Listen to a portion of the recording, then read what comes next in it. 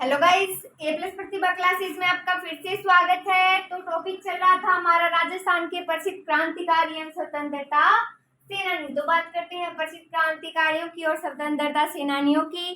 तो सबसे पहले क्या लिखेंगे, हमारी बाबूपाध्याय, जमनालाल बजाज, हीरालाल शास्त्री, जनरल, वैसे हम पीछे पढ़ चुके हैं। आज आपको हेडिंग लगानी है स्वामी गोपाल दास। तो लगाइए स्वामी गोपाल दास, देखते हैं, लगाइए स्वामी गोपाल दास। स्वामी गोपाल दास, तो इनमें देखिए, इन्होंने बीकानेर राज्य के चूरू क्षेत्र में स्वतंत्रता की अलख जगाई और 1907 में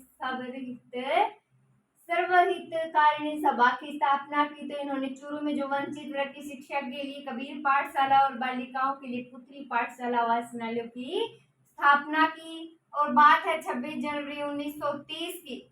26 जनवरी 1930 को इन्होंने चंदलमल बहड़ के साथ मिलकर चूरू के घंटा घर पर तिरंगा फहराया और नारा दिया, क्या अरखो रिपियो चांदी रो राज महात्मा गांधी रो। ये बात लिखेंगे स्वामी गोपाल दास में। तो लिखें, स्टार्ट कीजिए। लिखें, इन्होंने बीकानेर राज्य के चूरू क्षेत्र में, लिखें, इन्होंने बीकानेर राज्य के, बीकानेर राज्य के चूरू क्षेत्र में, चूरू क्षेत्र में स्वतंत्रता की अलख जगाई। लिखें, स्वतंत्रता की अलख जगाई।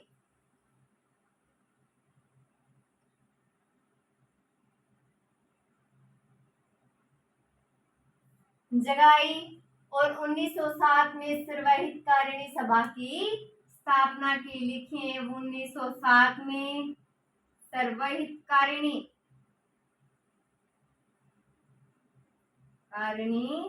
सभा की स्थापना की। सर्वहितकारिणी सभा की स्थापना की। तो इन्होंने चूरू में वंचित वर्ग की शिक्षा के लिए कबीर पाठशाला, बालिकाओं के लिए शिक्षा के लिए पुत्री पाठशाला एवं वाचनालय की स्थापना की। तो लिखिए, इन्होंने चूरू में वंचित वर्ग की शिक्षा के लिए, लिखें, इन्होंने चूरू में वंचित वर्ग की शिक्षा के लिए, वंचित वर्ग की शिक्षा के लिए कबीर पाठशाला,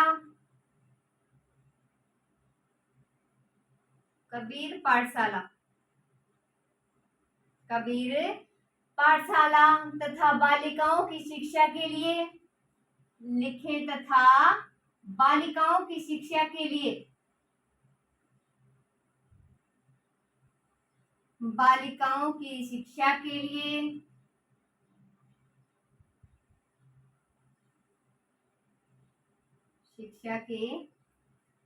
लिए पुत्री पाठशाला व वाचनालय की स्थापना की। लिखिए, पुत्री पाठशाला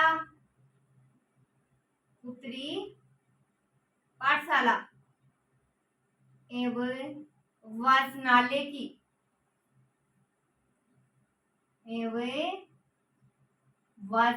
की स्थापना की।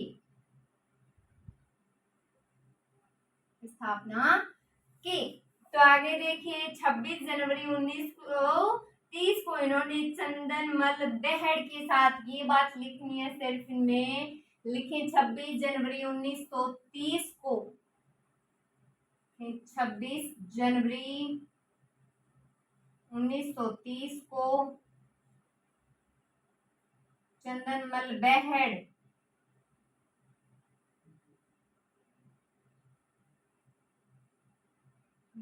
के साथ मिलकर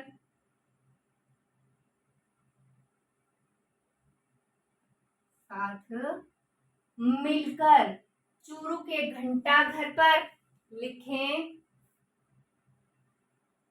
चूरू के घंटा घर पर पर तिरंगा फहराया।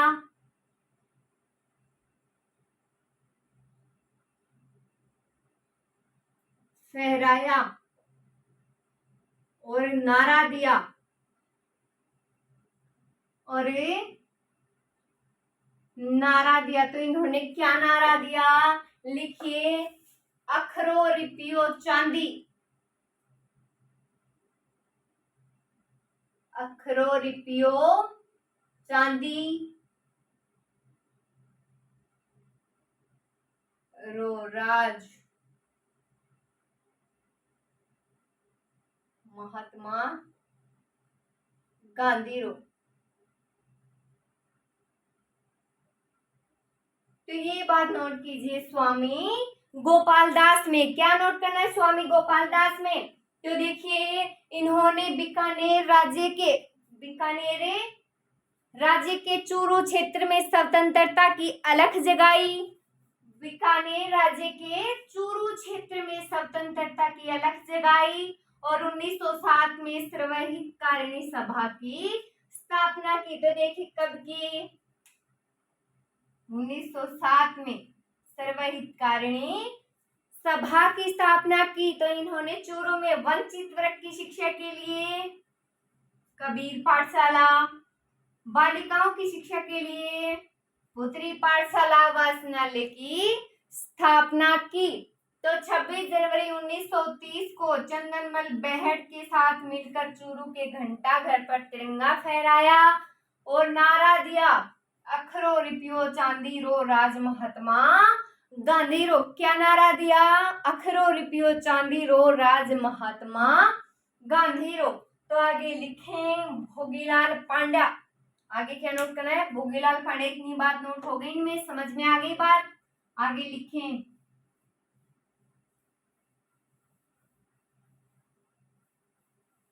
लिख लीजिए भोगीलाल पांड्या।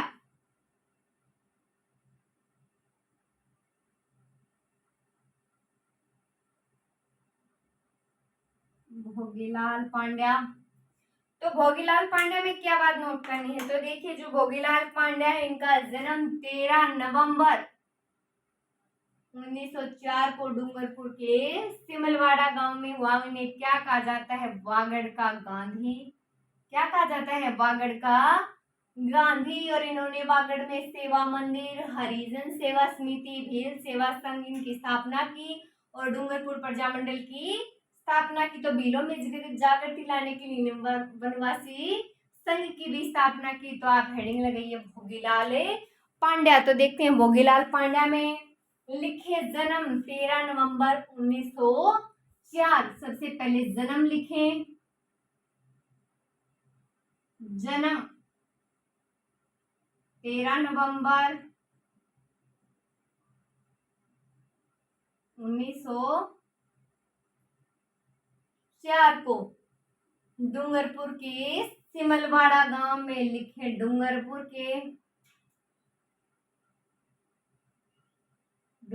के सिमलवाड़ा गांव में, सिमलवाड़ा गांव में हुआ। तो इन्हें वागड़ का गांधी कहा जाता है। लिख लीजिए उपनाम। उपनाम में लिखिए वागड़ का गांधी।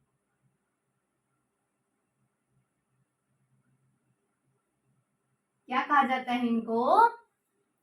वागड़ का गांधी। तो इन्होंने स्थापना किन किन की? वो लिख लीजिए। स्थापना लिखिए, इन्होंने वागड़ सेवा मंदिर लिखें। इन्होंने वागड़ सेवा मंदिर,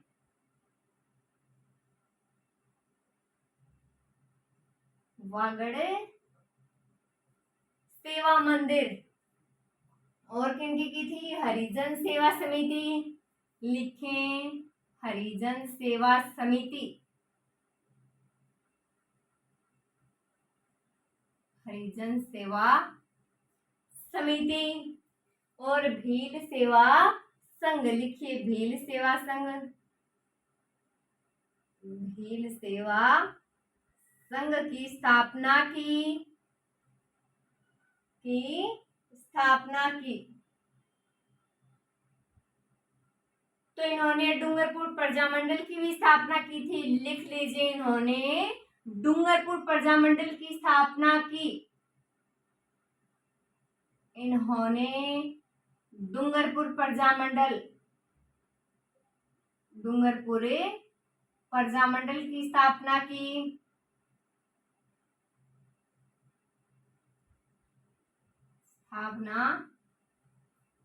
तो देखिए, जन्म 13 नवंबर 1904 को डूंगरपुर के सिमलवाड़ा गांव में वागड़का गांधी और उन्होंने कार्य और किया था, बिलों में जागृति लाने हेतु वनवासी संघ की स्थापना की। लिख लीजिए, बिलों में जागृति लाने के लिए। लिखें, इन्होंने भीलों में जागृति लाने के लिए, भीलों में जागृति लाने के लिए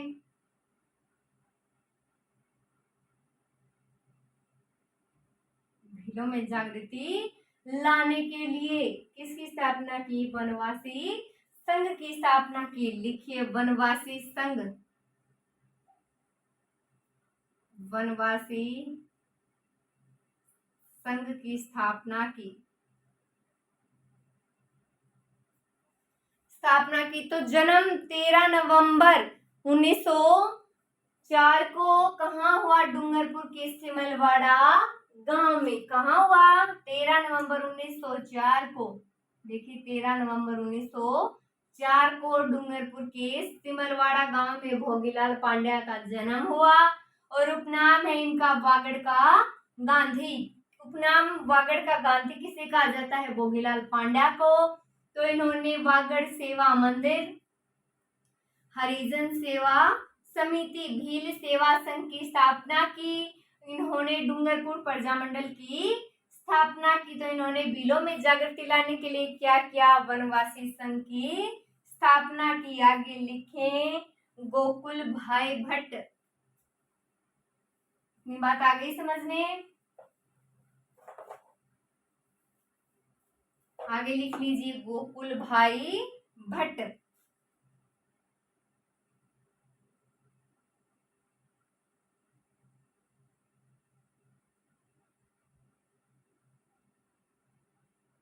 गोकुल भाई भट्ट में देखिए, तो 1898 ईस्वी में हाथल गांव सिरोही में इनका जन्म है और आचार्य विनोबा भावे के साथ भूदान आंदोलन में इन्होंने महत्वपूर्ण भूमिका निभाई। सिरोही प्रजामंडल की स्थापना की। ये सारी बात किसमें नोट करनी है? गोकुल भाई भट्ट में। तो लिखें, जन्म लिखिए सबसे पहले।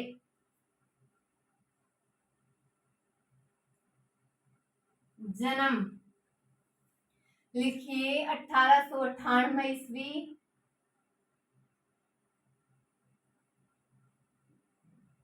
ईस्वी, हाथल गांव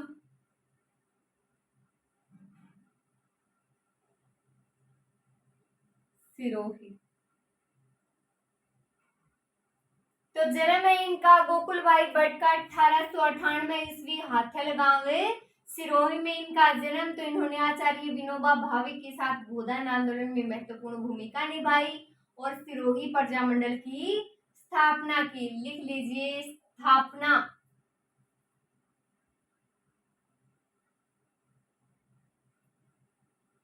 सिरोही प्रजामंडल की, सिरोही प्रजामंडल की तो स्थापना की इन्होंने सिरोही प्रजामंडल की। लिखिए आगे, आचार्य विनोबा भावे के साथ। लिखें, आचार्य विनोबा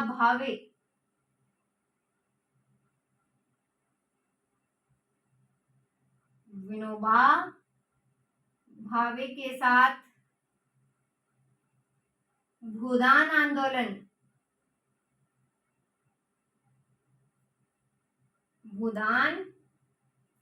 आंदोलन में महत्वपूर्ण भूमिका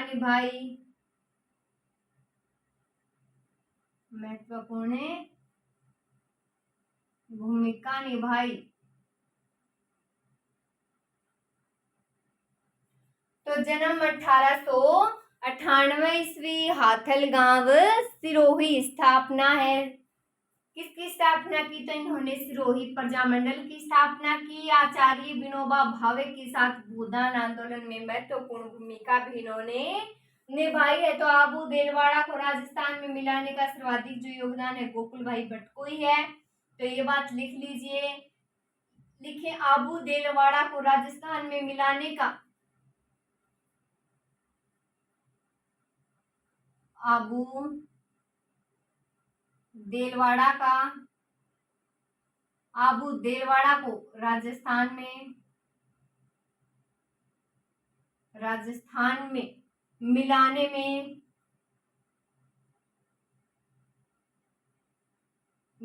में सर्वाधिक योगदान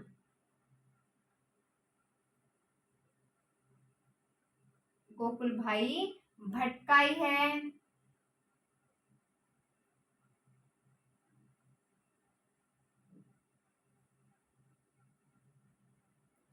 तो जन्म याद रखिए 1898 ईस्वी हाथलगांव सिरोही, स्थापना सिरोही प्रजामंडल की। आचार्य विनोबा भावे के साथ भूदान आंदोलन में महत्वपूर्ण भूमिका निभाई और आबू देलवाड़ा को राजस्थान में मिलाने में जो सर्वाधिक योगदान है वो गोकुल भाई भट्ट का ही माना जाता है। आगे लिखें,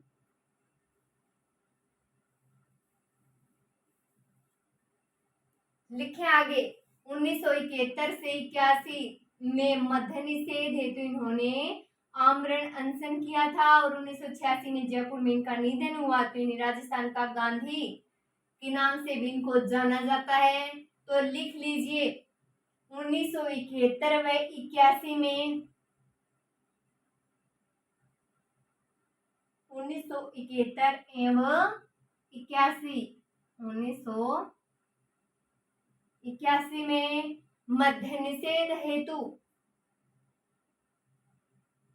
किसके लिए? मध्य निषेध हेतु इन्होंने अनशन यानी धरना अनशन किया था और 1986 को जयपुर में इनका निधन हुआ। देखिए 1986 में जयपुर में इनका निधन हुआ। 1986 में जयपुर में इनका निधन हुआ। इन्हें राजस्थान का गांधी के नाम से आज भी याद किया जाता है। उपनाम लिख लीजिए, राजस्थान का गांधी कौन है? गोकुल भाई भट्ट। उपनाम में लिख लीजिए राजस्थान का गांधी।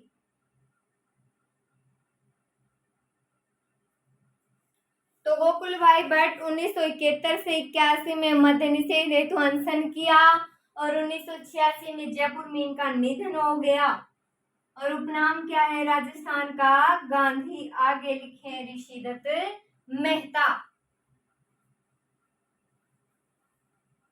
लिखिए ऋषिदत्त मेहता।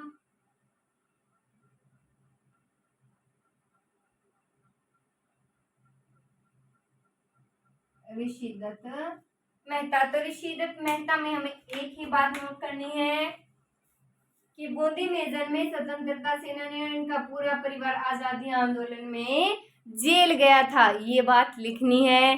तो लिख लीजिए ऋषिदत्त मेहता में बूंदी में जन्म, या फिर एक ही लाइन में लिख लीजिए बूंदी में जन्मे, बूंदी में जन्मे स्वतंत्रता सेनानी,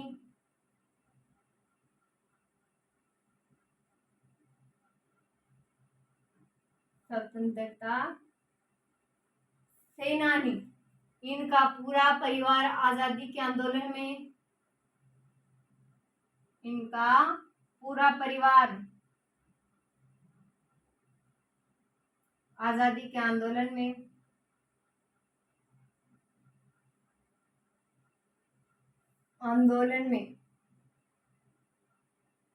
जेल गया था।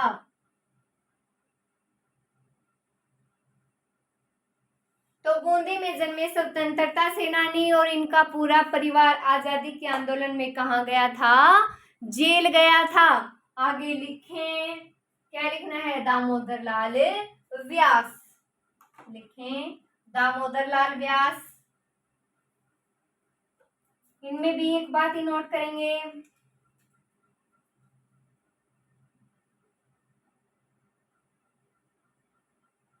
लिखें दामोदर लाल,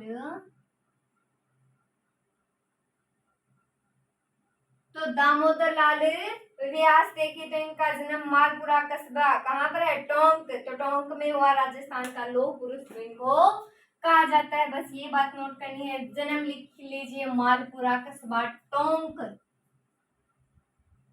जन्म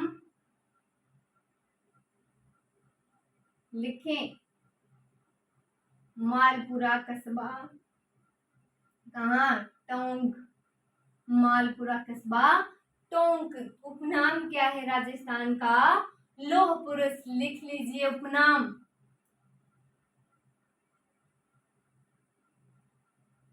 लिखिए राजस्थान का लौह पुरुष, लौह है पुरुष, तो राजस्थान का लौह पुरुष जिसे कहते हैं। जन्म मालपुरा कस्बा टोंक और उपनाम है राजस्थान का लौह पुरुष। तो आगे लिखे जगदीश सिंह गहलोत, लगाएं हेडिंग,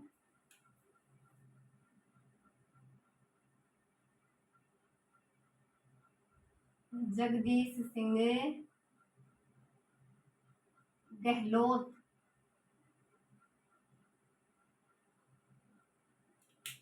तो जगदीश सिंह गहलोत में देखिए क्या लिखेंगे, जन्म 14 जनवरी 1903 को मंडोर, मंडोर कहाँ है, जोधपुर में, तो जोधपुर में इनका जन्म हुआ। प्राथमिक शिक्षा का माध्यम राजस्थानी को बनाने के लिए ये पूरे पक्षधर थे, तो ये बात लिखनी है जगदीश सिंह गहलोत में। लिखें जगदीश सिंह गहलोत, क्या लिखना है, जन्म 14 जनवरी 1903 को, जन्म लिखें 14 जनवरी 1903 को मंडोरे जोधपुर में। तो जन्म हो गया इनका कब, 14 जनवरी 1903 को, कहा, मंडोरे जोधपुर में। तो प्राथमिक शिक्षा का माध्यम राजस्थानी को बनाने के पक्षधर थे। लिखिए प्राथमिक शिक्षा का माध्यम, ये प्राथमिक शिक्षा का माध्यम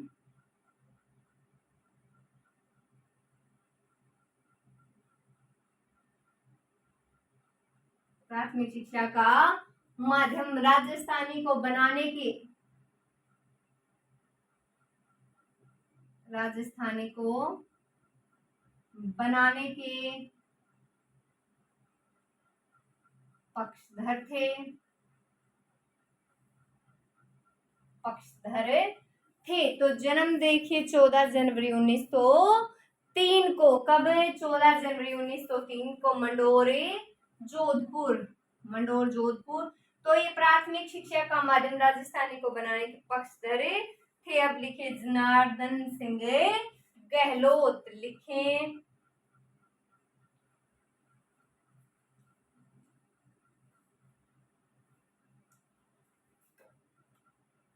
लिख लीजिए आगे जनार्दन सिंह गहलोत।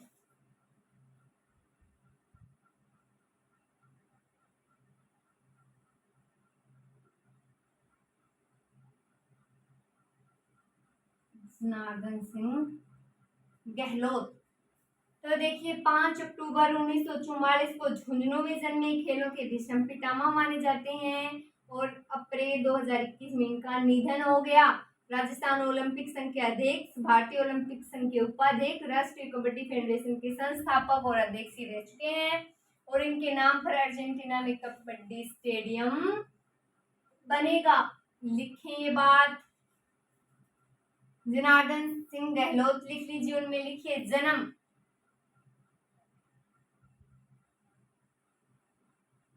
लिखिए 5 अक्टूबर 1944 44 को झुंझुनू में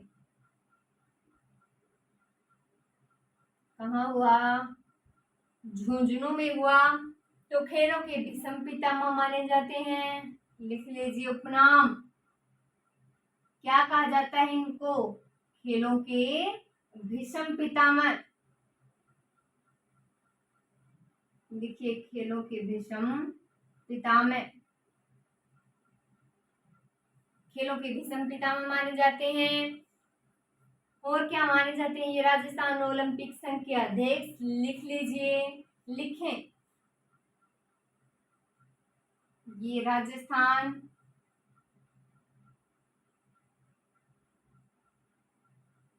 ओलंपिक संघ के अध्यक्ष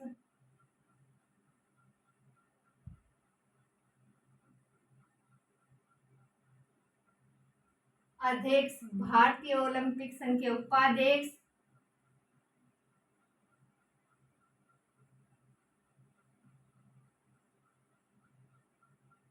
भारतीय ओलंपिक संघ के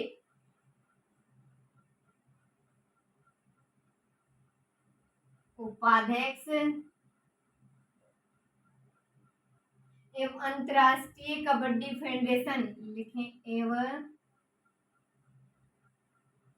अंतर्राष्ट्रीय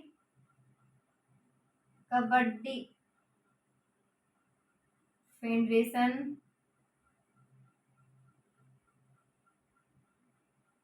के संस्थापक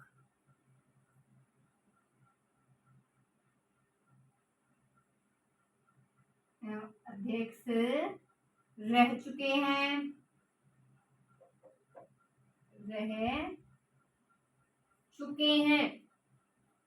और इनके नाम पर अर्जेंटीना में कबड्डी स्टेडियम भी बनेगा। लिखें बात, लिखें इनके नाम पर, इनके नाम पर अर्जेंटीना में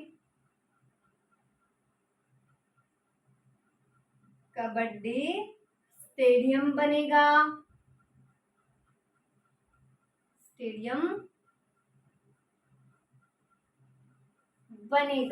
और इनका निधन हो गया था अप्रैल 2021। लिख लीजिए निधन, अप्रैल 2021 में इनका निधन हो गया था। तो देखिए जनार्दन सिंह गहलोत पढ़ रहे हैं। जनार्दन सिंह गहलोत, जन्म देखिए 5 अक्टूबर 1944 को, 5 अक्टूबर 1944 को। उपनाम खेलों के भीष्म पितामह। उपनाम क्या है? खेलों के भीष्म पितामह। और ये राजस्थान ओलंपिक संघ के अध्यक्ष, भारतीय ओलंपिक संघ के उपाध्यक्ष एवं अंतर्राष्ट्रीय कबड्डी फेडरेशन के संस्थापक अध्यक्ष रह चुके हैं। तो इनके नाम पर अर्जेंटीना में कबड्डी स्टेडियम बनेगा। क्या बनेगा इनके नाम पर? तो इनके नाम पर अर्जेंटीना में कबड्डी स्टेडियम बनेगा। और इनका निधन हो गया अप्रैल 2021। तो लिख लीजिए बात, आगे देखते हैं। प्रमुख क्रांतिकारी और उनसे संबंधित जेल।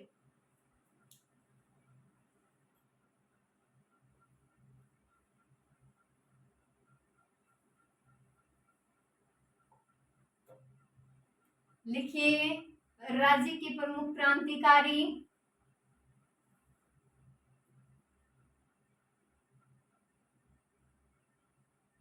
राज्य के प्रमुख क्रांतिकारी।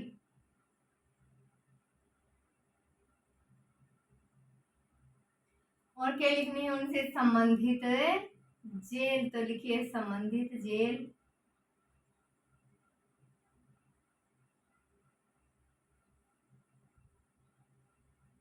ये सारणी जैसा ही बना लीजिए। तो प्रमुख क्रांतिकारियों में नाम लिखिए। पहले लिखिए केसरी सिंह बारट, लिखें केसरी सिंह बारट। कौन सी जेल से संबंध है उनका? हजारीबाग जेल बिहार। तो लिख लीजिए हजारीबाग जेल, हजारीबाग जेल बिहार।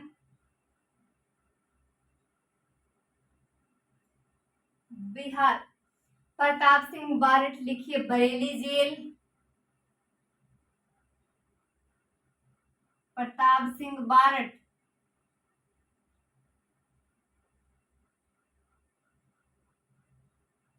लिखिए बरेली जेल।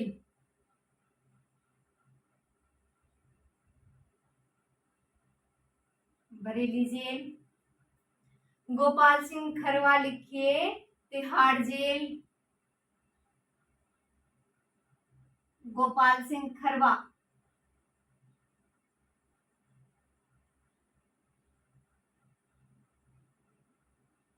लिखें तिहाड़ जेल, तिहाड़ जेल। अर्जुन लाल सेठी लिखिए वेलूर जेल, अर्जुन लाल सेठी, सेठी कौन सी जेल है? Vellore jail, Vellore jail. और जयनारायण व्यास लिख लीजिए सिवाना दुर्ग में रखा गया था, बंदी बनाकर लिखिए जयनारायण व्यास,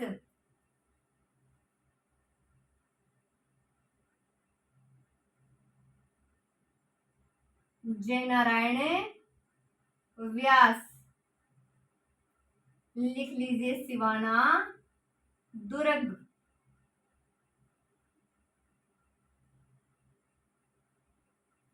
तो देखिए ये साइड तो है राज्य के प्रमुख क्रांतिकारी और एक साइड है प्रमुख इनकी जेल से कौन सी से संबंध था वो बात। तो देखिए केसरी सिंह बारट, केसरी सिंह बारट कौन सी जेल है? हजारीबाग जेल बिहार। आगे देखिए प्रताप सिंह बारट, प्रताप सिंह बारट बरेली जेल। कई बार पूछ लिए जाने वाले क्वेश्चन है, थोड़े याद रखने पड़ेंगे आपको। गोपाल सिंह खरवा नेक्स्ट कौन से हैं? गोपाल सिंह खरवा जेल है तिहाड़ जेल। आगे देखिए अर्जुन लाल सेठी कौन है? अर्जुन लाल सेठी जेल है वेलूर जेल। और जयनारायण व्यास सिवाना दुर्ग। तो ये याद रखने बहुत जरूरी है, चलिए याद करने की कोशिश करते हैं। तो केसरी और हजारी दो भाई थे, कौन कौन है? केसरी और हजारी। याद रह जाएगा, केसरी का नाम सुनते ही हजारी याद आएगा। हजारी से कौन सी जेल है? एक ही जेल है हजारी नाम से, हजारीबाग जेल बिहार। प्रताप कहाँ रहते थे? बरेली में रहते थे। प्रताप कहाँ रहते थे? बरेली में रहते थे। सिर्फ आपको याद करने के लिए बता रही हूँ। तो प्रताप सिंह बरेली से, प्रताप सिंह बारट बरेली जेल। गोपाल कहाँ रहते थे? तिहाड़ जेल में। कहाँ? तिहाड़ गोपाल, तिहाड़ गोपाल। तो अर्जुन लाल सेठी कहाँ? वेलूर में रहते थे, वेलूर स्थान। अर्जुन ने वेलूर। जयनारायण व्यास को रखा गया था सिवाना दुर्ग में। तो आगे देखिए कुछ और भी इंपॉर्टेंट थोड़े याद रखिए, लिखें।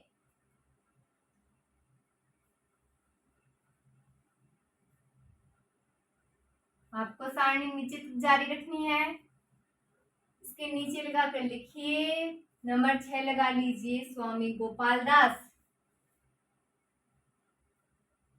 लिखें स्वामी गोपाल दास,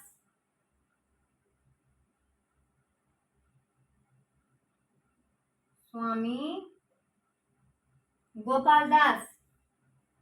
आगे लिख लीजिए स्वामी गोपाल दास में बीकानेर जेल। कौन सी जेल है?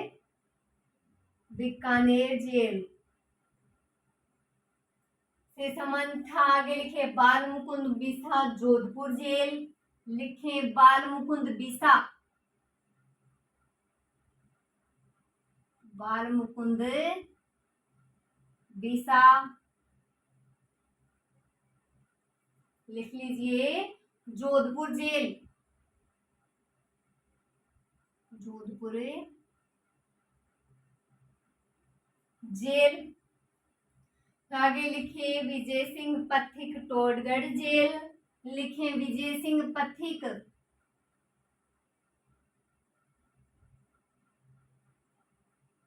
विजय Singh Pathik Todgarh jail. Todgarh jail. Sagarmal Gopa Jaisalmer jail. Sagarmal Gopa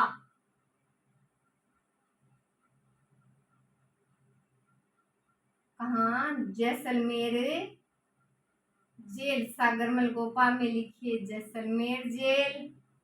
और बलवंत सिंह मेहता में लिख लीजिए सराड़ा किला। लिखिए बलवंत सिंह मेहता।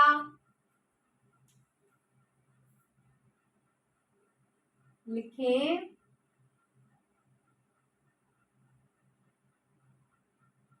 बलवंत सिंह मेहता सराड़ा जेल। बलवंत सिंह मेहता है सराड़ा जेल। तो देखिए स्वामी गोपाल दास सबसे पहली है। स्वामी गोपाल दास जेल कौन सी है? बीकानेर जेल। बाल मुकुंद बिसा। बाल मुकुंद बिसा जोधपुर जेल। विजय सिंह पथिक है टोडगढ़ जेल। सागरमल गोपा जैसलमेर जेल। और बलवंत सिंह मेहता है कौन सी है? सराड़ा जेल। तो एक बार फिर से याद करने की कोशिश कीजिए।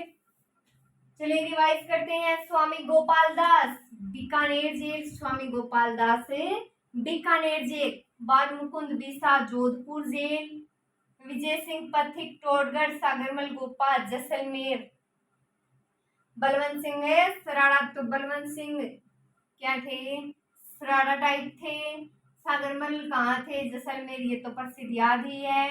विजय सिंह पथिक टोडगढ़ जेल। बाल मुकुंद बालक जोधपुर में। स्वामी गोपाल बीकानेर में। तो आगे देखिए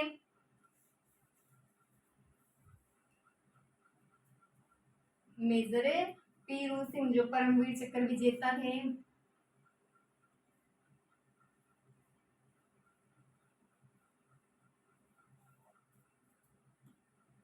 लिख लीजिए हवलदार मेजर पीरू सिंह।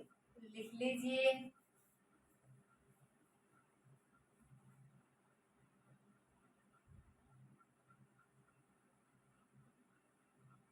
मेजर पीरू सिंह। पीरू सिंह तो 20 मई 1918 को रामपुरा बेरी झुंझुनू मेजर में मेजर पीरू सिंह 1936 में 6 बटालियन राजपूताना राइफल्स में भर्ती हुए।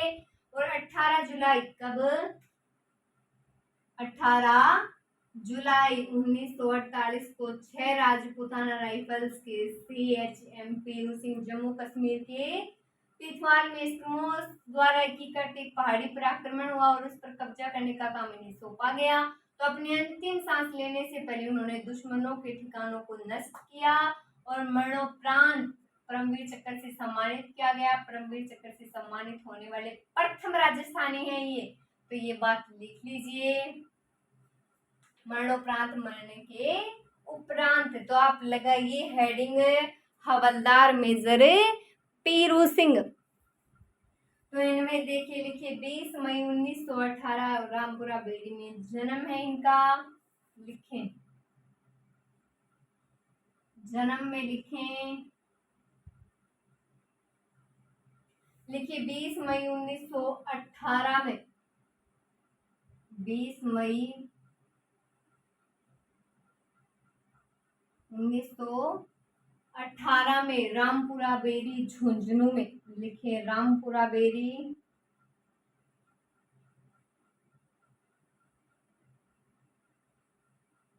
झुंझुनू में। तो हो गया जन्म। जन्म 20 मई 1918 रामपुरा बेरी झुंझुनू। 20 मई 1918 रामपुरा बेरी झुंझुनू। तो लिखिए पीरू सिंह 1936 में 6 बटालियन राजपूताना राइफल्स में भर्ती हुए। लिखे मेजर पीरू सिंह। मेजर पीरू सिंह, पीरू सिंह 1936 ईस्वी में 1936 ईस्वी में 6 battalion Rajputana rifles, 6 battalion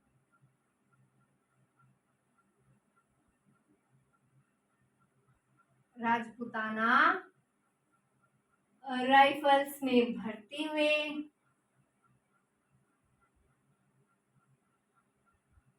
rifles में भर्ती हुए तो 18 जुलाई 1948 को राजपूताना राइफल्स के CHM पीरू सिंह को जम्मू कश्मीर के तिथवाल में शत्रुओं द्वारा की गई एक पहाड़ी पर आक्रमण कर उस पर कब्जा करने का काम सौंपा गया। लिख लीजिए 18 जुलाई 1946 को, लिखें 18 जुलाई 1946 को, 18 जुलाई 1948 को है ये, 1936 ये हो गया, ये 48 है। तो 48 को 6 राजपूताना राइफल्स के 6 राजपूताना राइफल्स के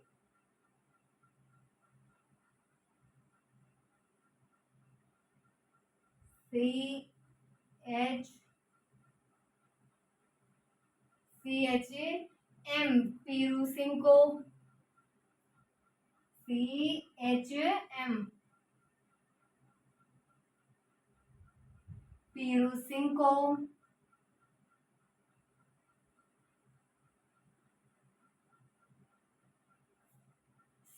जम्मू कश्मीर के तिथवाल में, जम्मू कश्मीर के तिथवाल में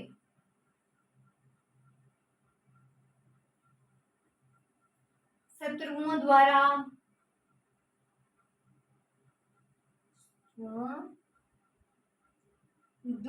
अधिकृत एक पहाड़ी पर, अधिकृत एक पहाड़ी पर कब्जा कर उस पर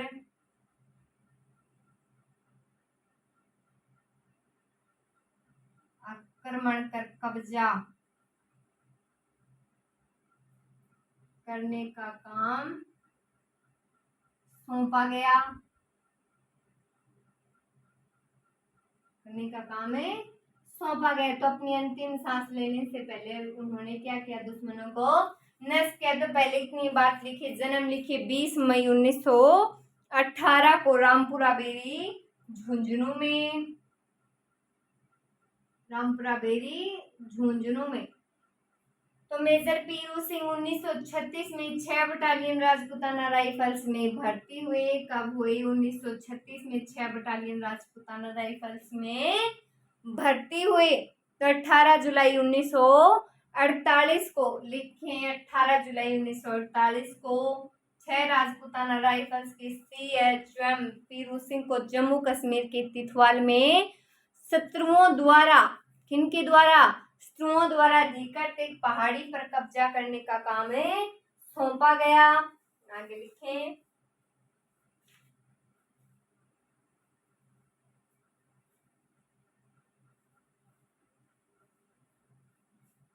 आगे लिखें में अपनी अंतिम सांस लेने से पहले उन्होंने दुश्मनों के ठिकानों को नष्ट किया। लिखिए, अपनी अंतिम सांस लेने से पहले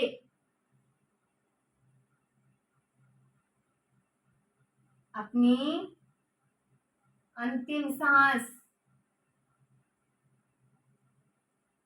लेने से पहले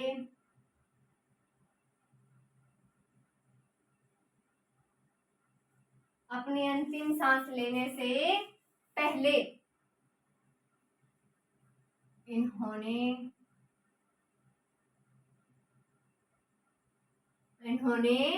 क्या किया? तो इन्होंने दुश्मन ठिकानों को नष्ट कर दिया। दुश्मन ठिकानों को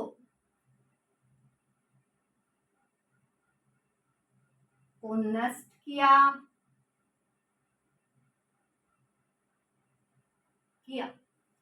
तो ये क्या, परमवीर चक्र विजेता है, वीर सेनानी है, ये बात आप लिख भी सकते हैं, परमवीर चक्र विजेता। ये दो की बात करते हैं हम इसमें। तो देखिए इन्हें मरणोपरांत परमवीर चक्र से यानी कि वीरता के क्षेत्र में परमवीर चक्र से सम्मानित किया गया। परमवीर चक्र से सम्मानित होने वाले ये पहले राजस्थानी थे। लिखिए इन्हें मरणोपरांत, मरने के उपरांत, मरणोपरांत इन्हें मरणोपरांत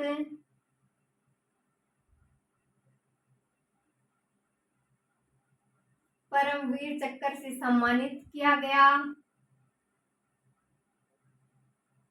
परमवीर चक्र से सम्मानित किया गया।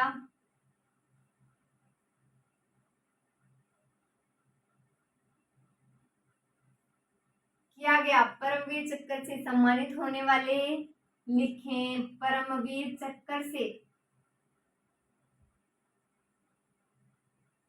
सम्मानित होने वाले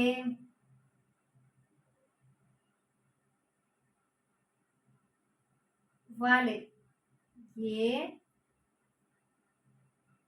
प्रथम राजस्थानी थे। क्या थे? प्रथम राजस्थानी थे। तो परमवीर चक्र विजेता में देखिए हवलदार मेजर पीरू सिंह। तो देखिए हवलदार मेजर पीरू सिंह अपनी अंतिम सांस लेने से पहले इन्होंने दुश्मन ठिकानों को नष्ट किया। किनकी बात हो रही है? हवलदार मेजर पीरू सिंह की।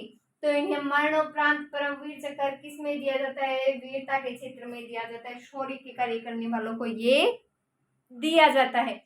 तो इन्हें मरणोपरांत परमवीर चक्र से सम्मानित किया गया। और परमवीर चक्र से सम्मानित होने वाले ये प्रथम राजस्थानी थे। आगे लिखेंगे मेजर शैतान सिंह। लिखिए परमवीर चक्र विजेता, ये भी वीर सेनानी है।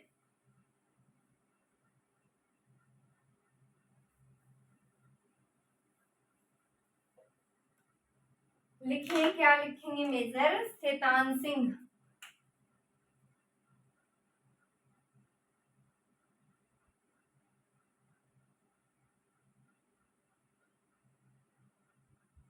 शैतान सिंह परमवीर चक्र विजेता है, वीर सेनानी है, नाम है उनका मेजर शैतान सिंह। तो बाणासुर के शहीद के नाम से प्रसिद्ध हैं। और इनके जन्म की अगर बात की जाए तो 1 सितंबर 1924 को कहा? जोधपुर। कहा? जोधपुर के फलोदी तहसील के बाणासुर गांव में हुआ। इसलिए इनको क्या कहा जाता है? बाणासुर का शहीद कहा जाता है। तो शैतान सिंह भारतीय सेना में भर्ती हो गए।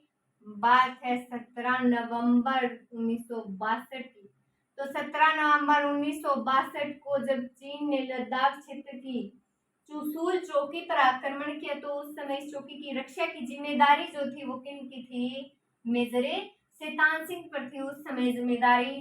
तो इन्होंने अपने 120 साथियों, कितने साथी? 120 साथियों के साथ इन्होंने चीनी सेना को 2 बार पीछे हटने पर मजबूर किया। जब उनके पास केवल कितने सैनिक रहे थे? 2 ही सैनिक रहे थे। तब सभी भी ये बुरी तरह से घायल हो गए थे। तो इन्होंने सैनिकों को पीछे चौकी पर सूचना देने के लिए भेज दिया और समय के लिए ही गोलीबारी करते रहे। तो 38 वर्ष की आयु में, कब? 38 वर्ष की आयु में 18 नवंबर 1962 को मातृभूमि के इस लाडले ने शत्रु से लड़ते हुए अपने प्राणों की कुर्बानी दे दी। और इन्हें मरणोपरांत परमवीर चक्र से सम्मानित किया गया। तो लिखेंगे, बात करते हैं मेजर शैतान सिंह की। लिखना स्टार्ट करें।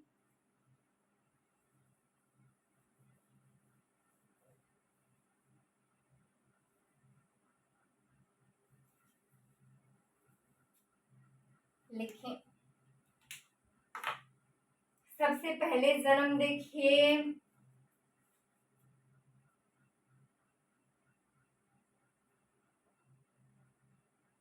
जन्म, तो इनका जन्म हुआ था 1 सितंबर 1924। लिखें 1 सितंबर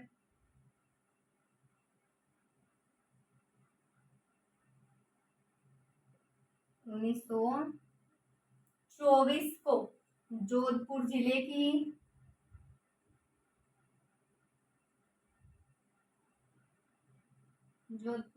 की फलोदी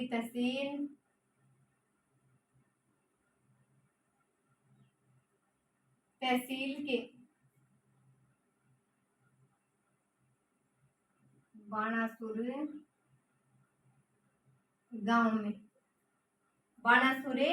गांव में हुआ। तो इन्हें क्या माना जाता है? बाणासुर के शहीद के नाम से विख्यात है। उपनाम लिख लीजिए, इन्हें अन्य नाम लिख लीजिए। अन्य नाम क्या कहा जाता है इनको? बाणासुर के शहीद के नाम से भी जाना जाता है।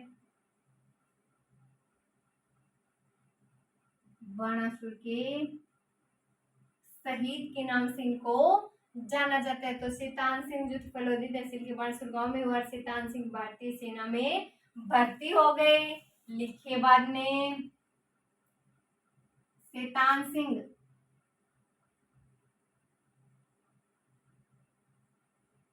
भारतीय सेना में भर्ती हो गई।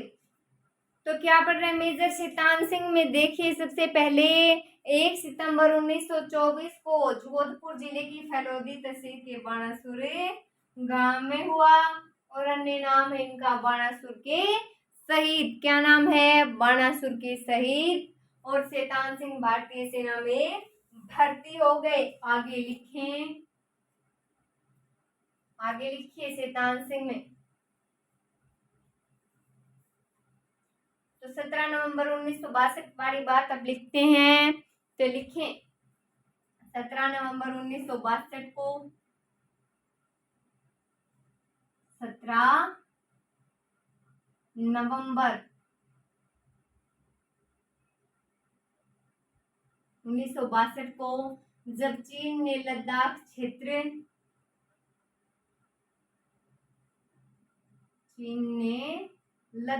क्षेत्र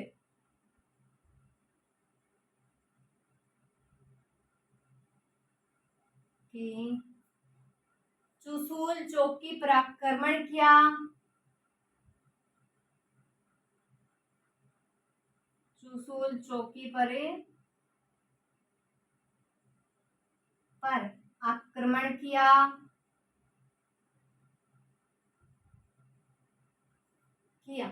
उस समय इस चौकी की रक्षा की जिम्मेदारी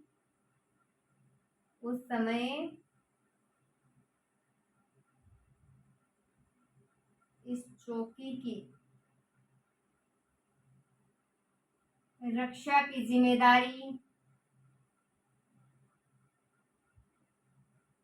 चौकी की रक्षा की जिम्मेदारी मेजर शैतान सिंह की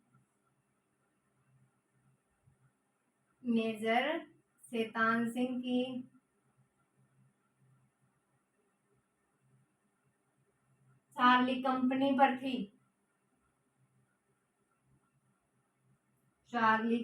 पर थी। एक बार इतनी बात नोट कीजिए, उसके बाद आगे देखते हैं।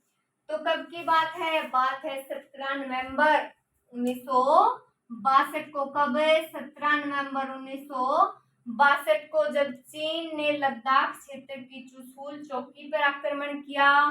कहाँ आक्रमण किया? चुशूल चौकी पर आक्रमण किया। तो उस समय इस चौकी की रक्षा की जिम्मेदारी किस पर थी? मेजर शैतान सिंह की चार्ली कंपनी पर थी। फिर से रिवाइज कीजिए, तारीख थोड़ी ध्यान में रखनी है। 17 नवंबर 1962 को जब चीन ने लद्दाख क्षेत्र की चुशूल चौकी थी, तो चुशूल चौकी की जो जिम्मेदारी थी ना, वो सारी जिम्मेदारी किसकी थी? मेजर शैतान सिंह उसे संभाल रहे थे, उन पर थी जिम्मेदारी।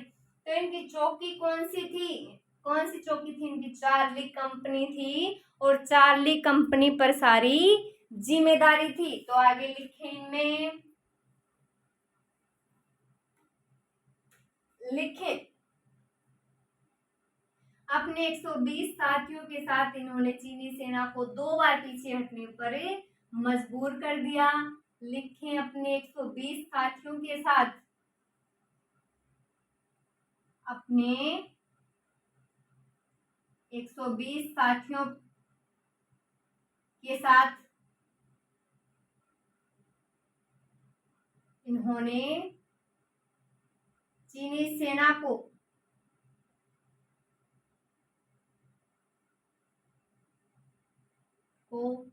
2 बार पीछे हटने पर, 2 बार पीछे हटने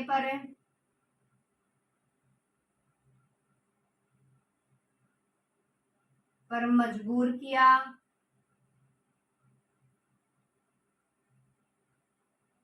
मजबूर किया। तो जब उनके पास केवल 2 सैनिक शेष रह गए, लिखें जब उनके पास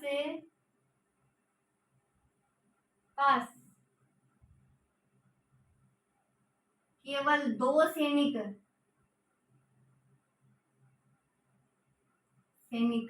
शेष रह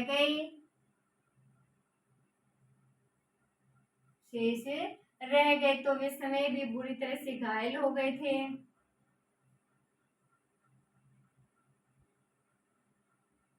स्वयं भी बुरी तरह से घायल हो गए।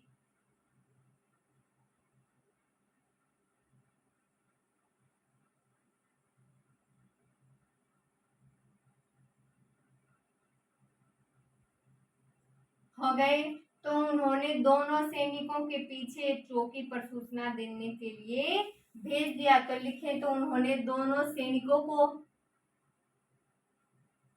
तो उन्होंने जो शेष सैनिक थे ना 2 उनको, तो उन्होंने दोनों सैनिकों को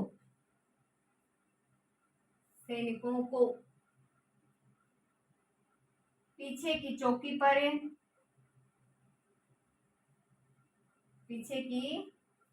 पर सूचना देने के लिए भेज दिया।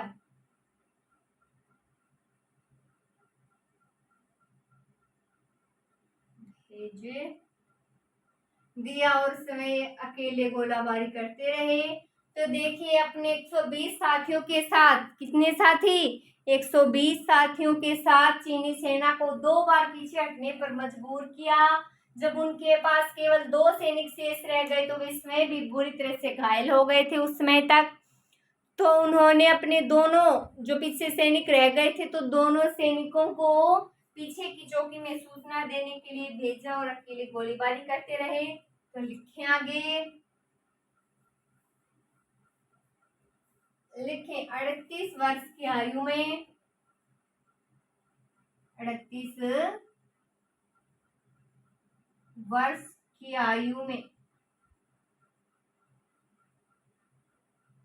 18 नवंबर 1962 को,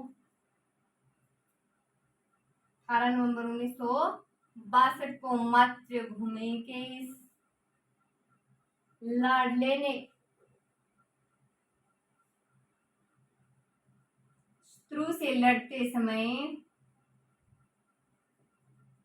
या शत्रु से लड़ते लड़ते अपने प्राणों की कुर्बानी दे दी।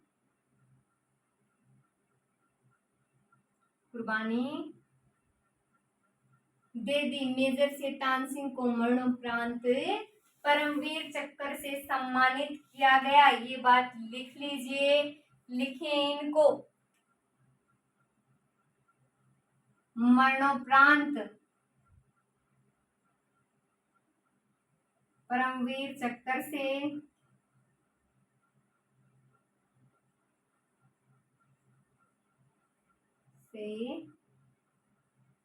सम्मानित किया गया। तो देखिए मेजर शैतान सिंह में 38 वर्ष की आयु में, अब 38 वर्ष की आयु थी उस समय। तो 18 नवंबर 1962 की बात है। तो मातृभूमि की लाल ने शत्रु से लड़ते लड़ते अपने प्राणों की क्या दे दिया, आहुति दे दी, कुर्बानी दे दी और मरणोपरांत इन्हें परमवीर चक्र से सम्मानित किया गया। आज के लिए इतना ही। नेक्स्ट हम आगे की वीडियो में देखेंगे। Thank you so much.